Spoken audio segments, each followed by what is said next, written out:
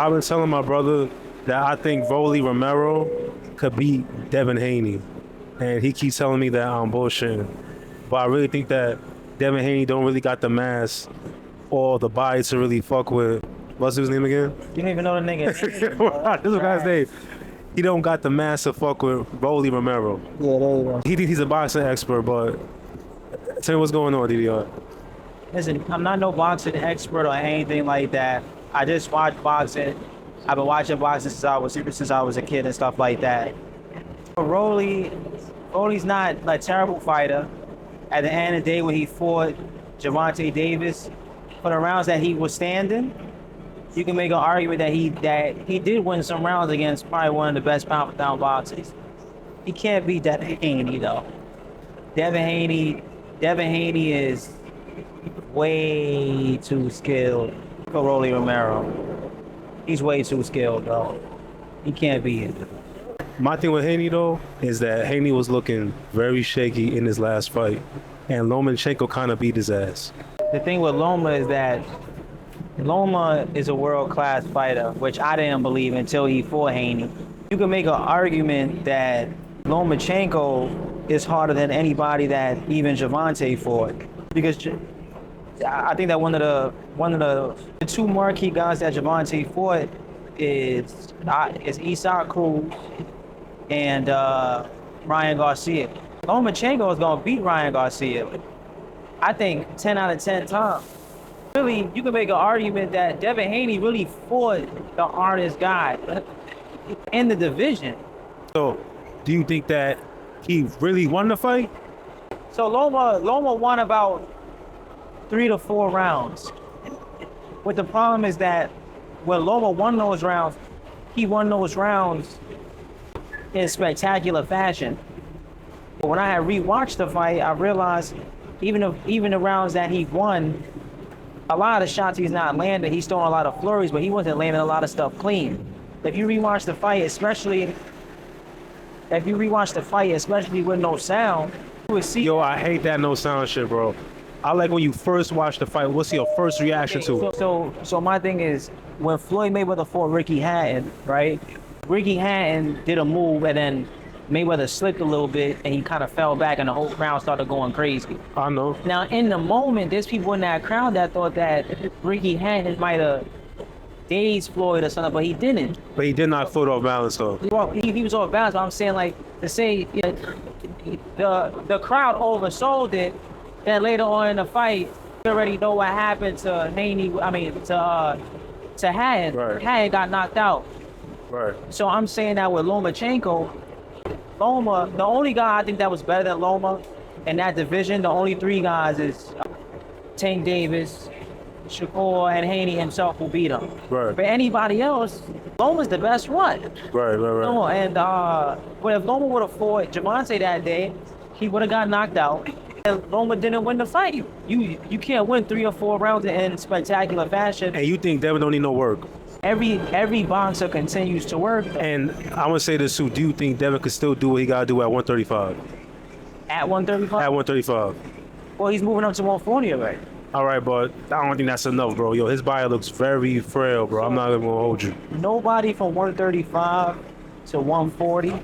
Nobody from 135 to 140 is going to beat Devin Haney. Now, So Gervonta can't beat him? Gervonta can knock him out. then Haney can also beat him. And Shakur Stevenson could also knock him out. Shakur Stevenson could win. That's already 2 guys. I think that Shakur got the best chance. I know, but I think that sometimes you give Devin Haney a little bit too much leeway. It's not no leeway. And you can't say that can nobody beat him if Gervonta Davis is out there. But Devontae Davis is a great fighter. Shakur Stevenson is also, those are the top 3 guys in that division. But barring those guys, who we're not sure if they can beat him or not. Right. For whatever reason, both of them had chances to sign contracts, apparently, and didn't do it. Right. Now, Shakur, he had a different, I'm not going to say excuse, but he had a reason because the percentage, I think that Haney wanted to give him only 25%. Right. And I can understand why somebody wouldn't want to do that, but in Haney's defense, look what Haney had to do to become undisputed, and then look what he had to defend undisputed against. I understand this. So if you look at it like go all the way to Australia. I think twice he went Yes. to fight Kambosos. And Kambosos was not a good fighter. He's Yeah, not. but Kambosos beat Teofimo Lopez, who is now a champion. But Teofimo was sick. Whether Teofimo was sick or not, he still beat Teo. And then look, He did. here's the thing that Devin Haney did. Devin Haney beat the guy that beats the guy Right. that beat the guy. Right. Then Haney said, oh, now let me go and beat the guy. Right. He beat Kambosos, who beat Teofimo. Yes. Then he went and he beat and then he beat Lomachenko, who Teofimo beat. I understand that. And he's fighting really like the hardest opposition. Kambosos would have beat Ryan Garcia. I'm just talking about the eye test. And yo, and just on the eye test, I just don't think that Haney's as good as you say it is. But honest to God, his trajectory to being a champion is undoubtedly OD. Like to beat Kambosos, and to go in there with Lomachenko. A lot of them don't want to fight Lomachenko. They would have never done that. And I understand that, but I do think that Haney needs some work, bro. Yo, look, when you got hard opposition, And Linares really had that nigga on shaky legs. right? So Linares put Lomachenko out. Right. He knocked him out Right. to where he was on the floor. They had to do the 10 count. Like I'm saying. That's true. So Linares is another guy that Haney fought. Haney's fighting against guys that nobody else really wants to fight against. That's a fact. Yo, Linares would have beat Ryan Garcia. Right. You understand what I'm saying? Linares probably would have given, I'm not saying he would have beat Javante, but he would have damn sure given Javante a run from Linares. And that's not to say that Devin Haney fought from Linares. But that's just me saying that Linares is not no, how can I say? Linares is not just some fucking, Tune-up fight. not just some lame duck. He's a live dog. Right. Everybody that he struggles with, quote unquote, struggles with, are guys that at least at one point was top tier. So can I also say this? It seems like Haney struggles with his fights more than Javante Davis. Because Javante Davis is fighting guys like Ryan Garcia, which is a big fight, and I'm actually happy that Javante took that fight. It was a very entertaining fight.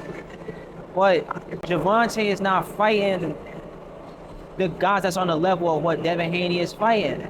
I think that the best guy he fought was Esau Cruz, but a lot of other guys that he's fighting is not crazy like that. Of course Haney's gonna struggle. Haney fought Lomachenko, Linares, Kambosos, and he didn't struggle with Kambosos. He made Kambosos look easy. There's a lot of guys that wouldn't make Kambosos look easy. Kambosos is whack though. He's not whack. I'm gonna just be honest. I think a lot of guys could win that ring and beat him.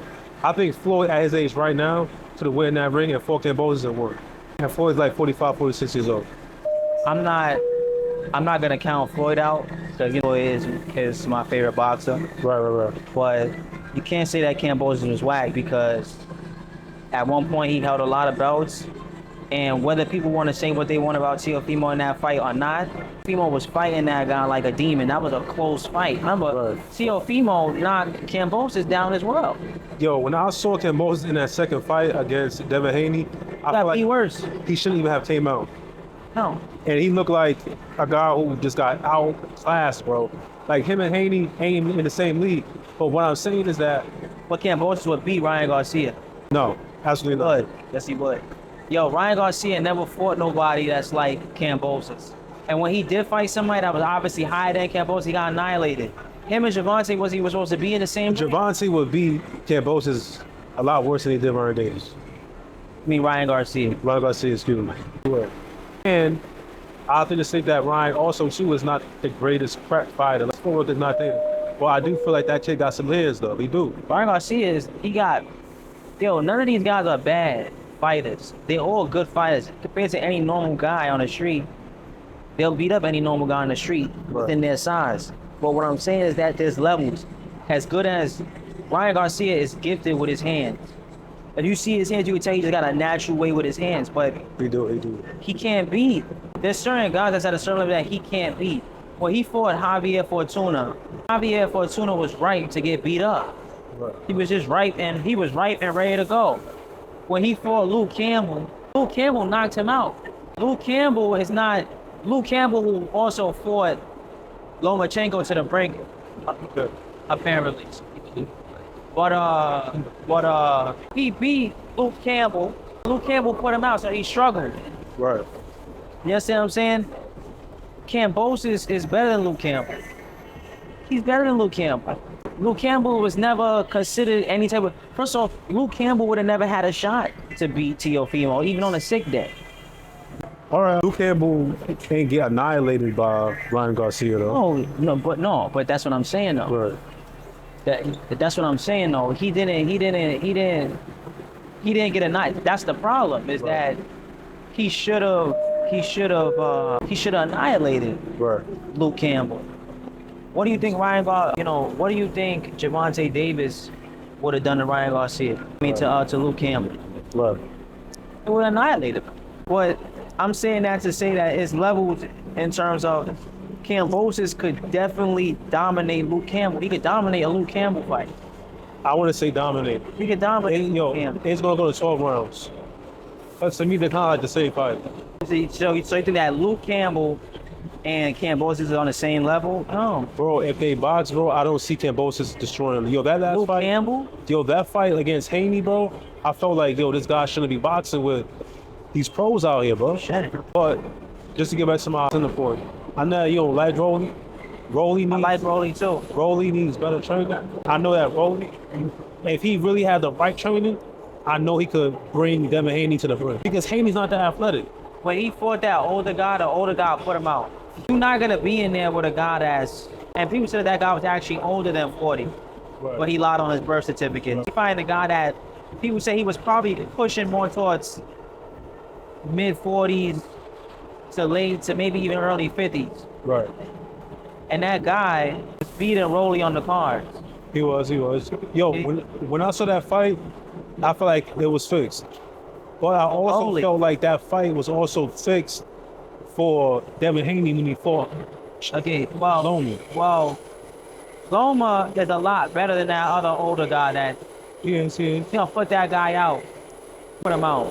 Rolly is not gonna be dealing with if he fights somebody like Haney, he's not gonna be dealing with a guy of that age. You're dealing with a very smart fighter who could pick you apart. Right. Also, too, the same way people who say that Devin Haney doesn't have a chin. Right. But unfortunately for Rolly, his chin has been checked a couple times. It has been. And I've always said that his chin is not there. Right. You don't want to get into a situation where a guy like Haney could check hook you into oblivion. Right. And now you're a knockout on Haney's list. That's a fact. Because your chin is not great. I agree.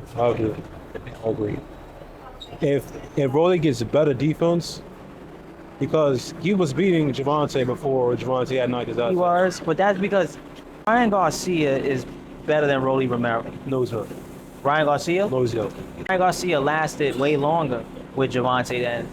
I know, but he was at no point beating Gervonta Davis.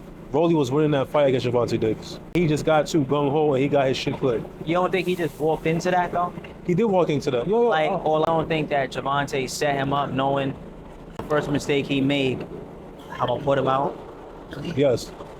So I feel like watching that fight, Gervonta made him comfortable, let him be comfortable in his ways, and then he put him out literally with one punch. Right. It's not that Rolly is not good. Rolly is.